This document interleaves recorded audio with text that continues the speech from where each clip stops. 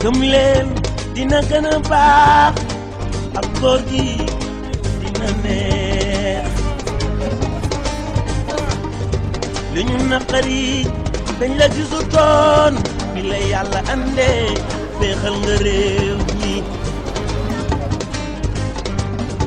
xéwal a ngi nii naataange ngi nii ak góor gi njëriñu neen la jiitali ñu def ko ci éducation nationale lu kenn deful plan REVA bi béykatu réew mi naw nañ ko plan jaxaay mbaa ngi gaayaa ngi nii te ci sañ nañu ey bu demu doon koy. Je commencerai par remercier les organisateurs et l'ensemble de la colonie sénégalaise ici présente, parce que nous savons bien que le 19 mars est un jour symbolique pour le Sénégal. Et depuis 11 ans, je pense que nous avons vécu un changement important au niveau de notre pays, sur tous les plans, sur le plan des réalisations, sur le plan de l'engagement, sur le plan même de l'intégration de l'Afrique dans le cercle des pays et des nations. Donc je pense qu'aujourd'hui, il est important que le Sénégalais s'en souvienne et à leur façon. Aujourd'hui, nous saluons ce que la colonie sénégalaise est en train de faire ici, loin du pays, et adhère à tout ce qui se passe au niveau du pays. Et je pense aussi que le président Wade a fait aussi pour les Sénégalais qui vivent à l'extérieur et qui sont considérés comme les Sénégalais qui vivent à l'intérieur de leur pays. Et je pense que ces efforts vont continuer dans les prochains mois.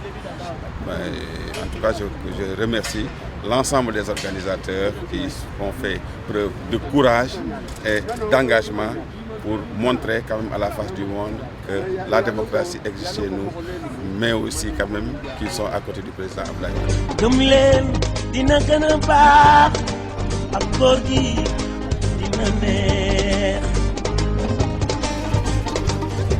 li ñu naqari dañ la gisutoon bi la yàlla andee féexal nga réew mi xéwal a ngi nii naataange ngi nii ak góor gi njëriñu neen la jiitali def ko ci éducation nationale lu kenn deful plan REVA bi béykatu réew mi naw nañ ko plan jaxaay mbaa ngi gaayaa ngi nii te ci sañ nañu ey bu demu doon koy góor gi yéex nañu ca jot yéex nañu ca jot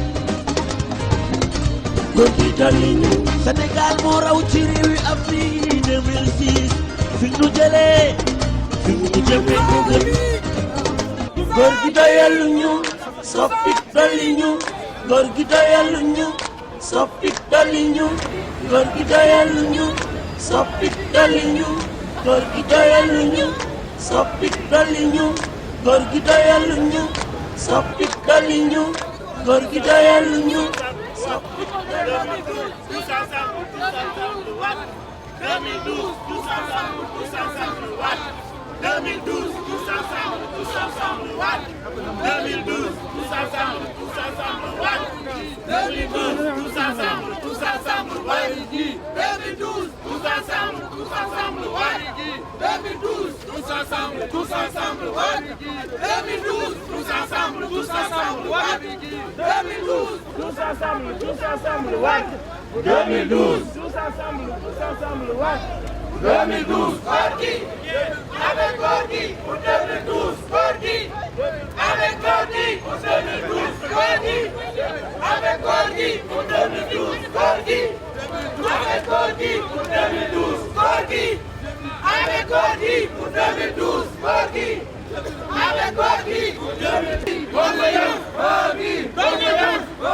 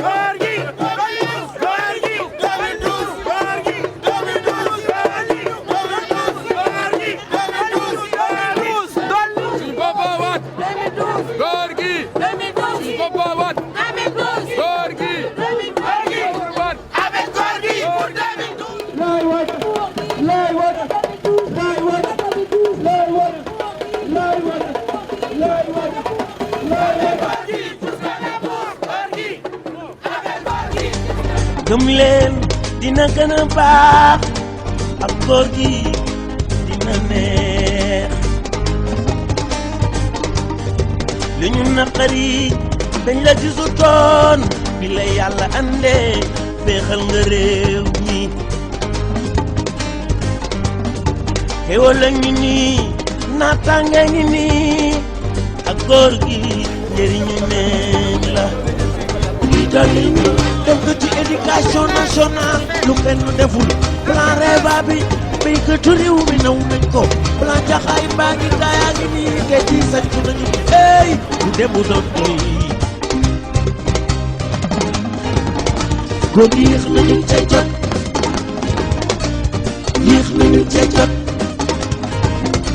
góor gi dolli ñu Sénégal moo raw ci réew yi Afrique 2006 fi ñu jëlee fi ñu jëmee ko gën góor gi doyal ñu soppik dolli ñu góor gi doyal ñu soppik dolli ñu góor gi doyal ñu soppik dolli ñu góor gi doyal ñu soppik dolli ñu góor gi doyal ñu soppik dolli ñu président dañu koy sargal jiitu xew dañu koy sargal président dañu koy sargal jiitu xew dañu koy sargal président dañu koy sargal jiitu xew dañu koy sargal président dañu koy sargal président Abdoulaye Wade yow la buur yàlla def loolay ngay jiite Sénégal tey jii kon nañu ànd ak moom ci liggéey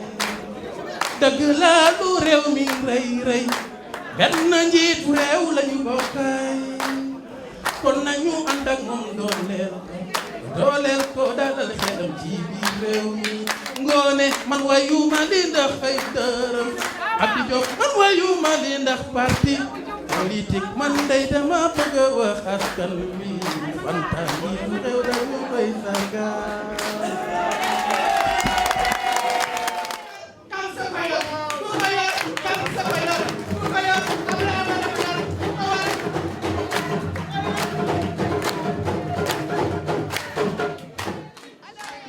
CAMS, PDS, SOPI, SOPI, SOPI, SOPI, SOPI, Sénégal, Sénégal, SOPI, Gorgui, SOPI, Ablaye Wade, Ablaye Wade, vive la CAMS.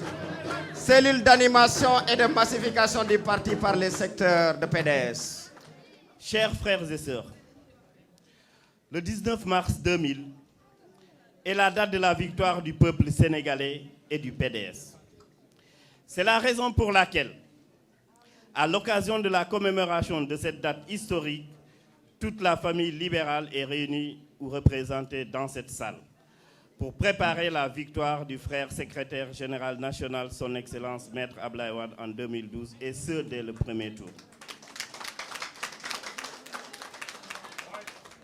Il est des moments dans l'histoire d'une nation où seule la liberté, seul le courage, la dignité, la vérité, la justice, l'équité et l'esprit d'initiative peuvent conduire une société à un mieux vivre ensemble, un mieux être. Mais pour y arriver, encore faut-il non pas développer, mais se développer, comme le dit l'éminent historien Joseph Kizerbo, entreprendre et innover. Fin de citation. Et cela, mes chers frères et sœurs, mes chers compatriotes, amis et sympathisants, n'est possible pour le Sénégal qu'avec un seul homme. Un homme qui a contribué à l'écriture des pages de l'histoire de son pays. Un homme dont la vie personnelle épouse les contours de l'évolution de son pays. Un génie des temps modernes. Un Nobel de la vision et du talent. Je veux nommer son Excellence, le Président de la République, Maître Ablaye Wade.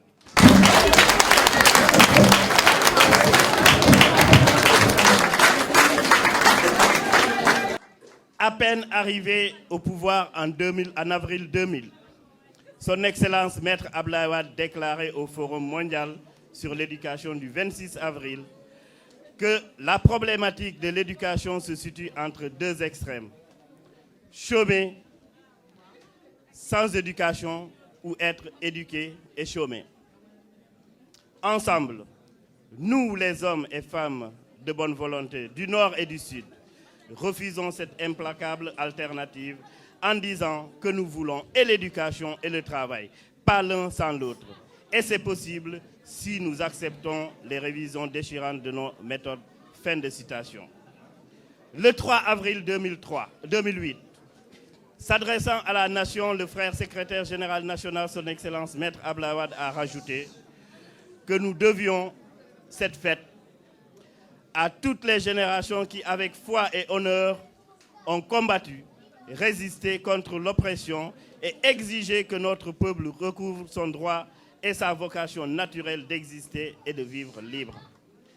À cette même occasion, il a souligné que notre vision du Sénégal émergent nous engage tous à aiguiser sans cesse notre esprit d'initiative et notre sens de la créativité, parce qu'en définitive, c'est dans notre état d'esprit et par nos propres mains que prendra forme notre aspiration commune au bien-être. Chers frères et sœurs, la CAMS, cellule d'animation et de massification du parti par les secteurs, est née de cette nécessité de repousser sans cesse nos limites pour nous parfaire et parfaire notre pays et de soutenir l'action d'un homme de qualité à la vision futuriste. Ce soutien passe par une politique de proximité, une pédagogie de terrain, un débat militant pour redonner confiance aux Sénégalais, confiance sans laquelle la victoire sera difficile à obtenir. Discutons avec les militants, écoutons-les, rétablissons les contre-vérités et nous gagnerons en 2012. Car ce n'est pas le bilan de Maître Abdoulaye Wade qui est en cause, mais bien le flot de contre-vérités qui ont été dites et ont fini par s'établir dans la tête de nombre de citoyens sénégalais victimes de désinformation. C'est cela qui est à la base du concept de CAMS. C'est aussi une des stratégies que la CAMS met en œuvre pour une victoire de son Excellence Maître Abdoulaye Wade en 2012 dès le premier tour. Chers compatriotes, nous venons d'un grand pays qui, parmi tant de pays subsahariens, se singularise par le génie et talent de son président, dont les réalisations sont incontestables, par la qualité de ses intellectuels qui, incontestablement, peuvent rivaliser avec ceux des grandes nations de ce monde.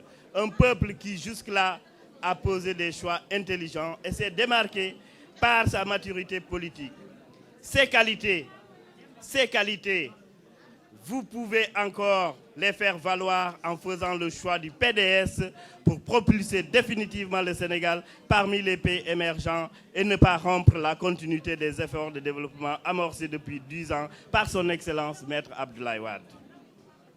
Notre devoir, mes chers frères et sœurs, c'est de nous unir. Notre devoir, c'est de mutualiser nos forces. Notre devoir, c'est d'être ensemble pour apporter notre contribution, notre pierre à l'édifice, notre soutien au président de la République, son Excellence Maître Abdoulaye Wade. Le moment est venu pour la diaspora d'être le moteur de la réélection du frère secrétaire général national. Ensemble, massifions le parti, impulsons la caravane électorale de la diaspora, votons et faisons voter pour élire notre candidat. Pour ce faire, dans le cadre du lancement officiel de la caravane électorale diaspora, la CAMS vous donne rendez-vous au Sénégal le 24 avril 2011 pour une grande journée de sensibilisation et de ralliement. Vous aurez compris de vous-même, chers frères et sœurs, que rien n'est possible dans la division. Mais que tout est possible dans l'unité. Unis, la victoire au premier tour en 2012 de notre candidat ne fait aucun doute. Cette victoire au premier tour est d'autant plus plausible que Maître Abdoulaye Wade est l'unique candidat crédible ayant un bilan qu'il n'est pas nécessaire de rappeler ici, tellement ce bilan est visible à travers le pays. Le consensus, chers frères et sœurs, est possible autour d'hommes et de femmes ici présents. Et c'est pourquoi nous lançons un vibrant appel à l'unité de tous. Avec foi et honneur, nous, diaspora, devons nous engager pour un Sénégal émergent en aiguisant sans cesse notre esprit d'initiative et notre sens de la créativité, car, comme l'a dit Maître Abdoulaye Wade, parce qu'en définitive, mes chers frères et sœurs, c'est dans notre état d'esprit et par nos propres mains que prendra forme notre aspiration commune au mieux-être. Vive le président, son Excellence Maître Abdoulaye Wade, vive la République du Sénégal, vive le PDS. Je vous remercie.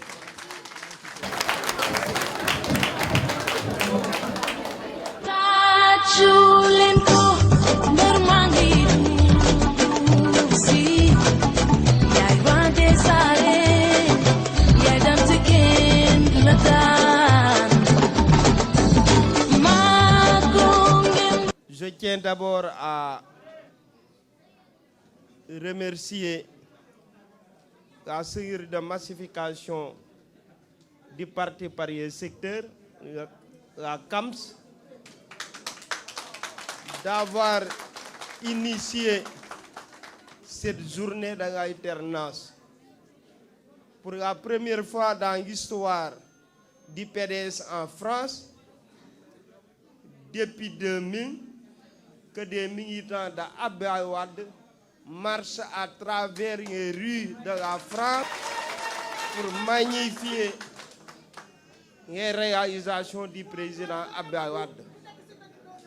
Donc au moment où l'opposition était de l'autre côté pour dénigrer notre président, il y a un autre mouvement de l'autre côté pour magnifier les réalisations du président, pour apporter l'équilibre. C'est ça qu'on attend d'un militant. Mais ce qui est important, la sœur Fanta l'a dit tout à l'heure, nous tendons vers des échéances qui ne seront pas faciles. Maintenant, pour donner la victoire au président Wade, il faut que chaque militant et militante puisse inscrire sur une liste électorale, se préparer en 2012, voter pour le président Abdoulaye Wade. Donc nous comptons sur la CAMS de mobiliser l'ensemble de leur secteur pour qu'ils puissent inscrire massivement sur une liste électorale. Parce que sans les cartes d'électeurs, Abdoulaye Wade ne pourra pas remporter les élections. Ce qui est important en France, c'est l'unité des cœurs et des esprits. Nous n'avons pas besoin de cette division qui nous retarde. Si nous tous, nous sommes animés par la volonté de réunir Abdoulaye Wade, nous devons être ensemble. Si nous sommes animés par la volonté de nos intérêts crypto-personnels, on ne sera jamais ensemble. Mais ce qui est important, le PDS n'appartient à personne. Le PDS appartient à l'ensemble des militants et militantes qui croient aux idéaux du président Abdoulaye Wade. Ça n'appartient ni à Massamba, ni à Mademba. Là-bas et dans votre camp, c'est aux militants aujourd'hui de prendre leurs responsabilités, de prendre leur destinée en main et de ne pas se laisser manipuler par n'importe qui. Ça suffit cette division. Nous devons être ensemble. Moi, je ne peux pas comprendre et c'est inacceptable que des militants organisent une journée de l'alternance, d'autres personnes essayent de torpiller ça. Cela veut dire qu'ils ne sont pas avec le président. C'est à vous, militants. C'est à vous. C'est à vous. C'est à vous.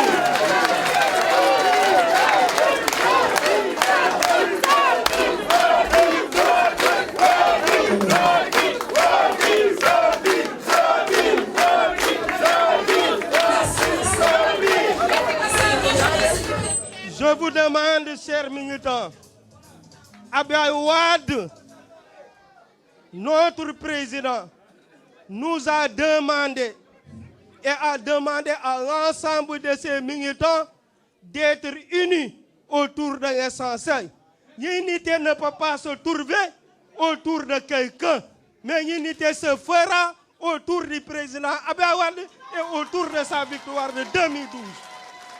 Donc, nous avons, chers frères et sœurs, nous avons 3 adversaires qui sont devant nous. 3 camps. Le premier camp, c'est ceux qui ont géré ce pays pendant 40 ans, qui ont mis ce pays à genoux et qui veulent coûte que coûte de revenir au pouvoir, dirigé par Ousmane Gbagbo Dieng. Et nous n'accepterons pas. L'autre camp, c'est ceux qui étaient avec nous, qui ont tout obtenu de Abdoulaye Wade et qui veulent coûte que coûte dégager Abdoulaye Wade pour prendre sa place. Ce camp est dirigé par Hippopotame Macky Sall. Nous devons refuser.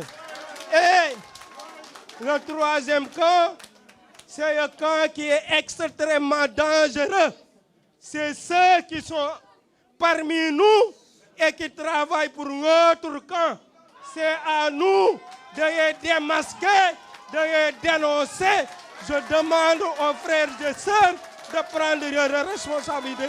Vive Abdoulaye Wade, vive Sopi, Sopi, Sopi, Sopi, Sopi, Sopi. Merci. Merci, merci, merci.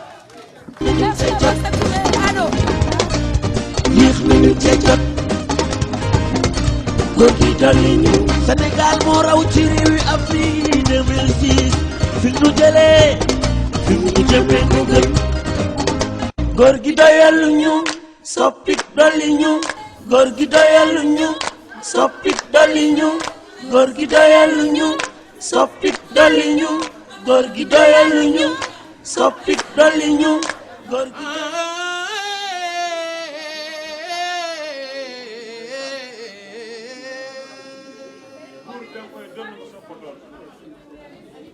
yow Ngoné Gomis soxna Ami si mooy sa yaay soxna Ami si sa yaay soxna Ami Kunta moo di yaayam soxna Ami Kunta mu Cheikh Sidi Bekay Kunta Ngoné yonen mooy sama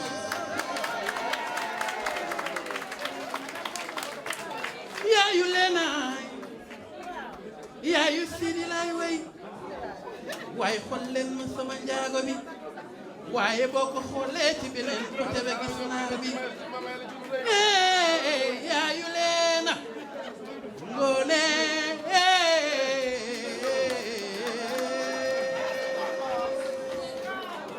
yow Ngoné yaay borom Manoore Ngoné Gomis mooy borom teranga Ngoné yaay borom Manoore Ngoné Gomis mooy borom teranga saxaluma suukar ngir ma koy way man li may wax ci moom Paris seede nañu ko yow Ngoné yaay borom Manoore Ngoné Gomis.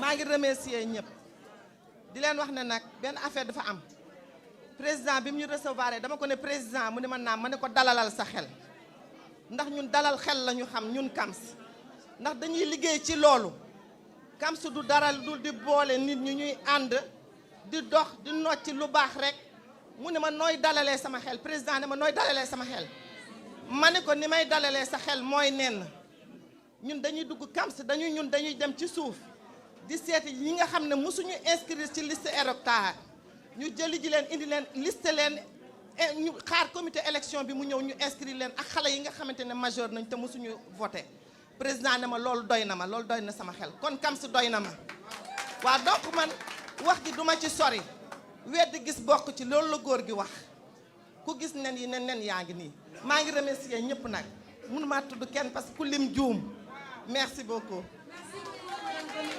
Merci.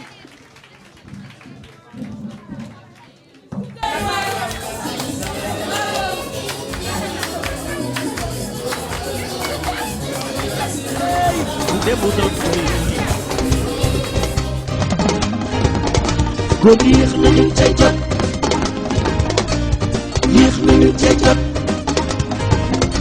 góor gi dolli ñu Sénégal moo raw ci réewi Afrique 2006 fi ñu jëlee fi ñu jëmee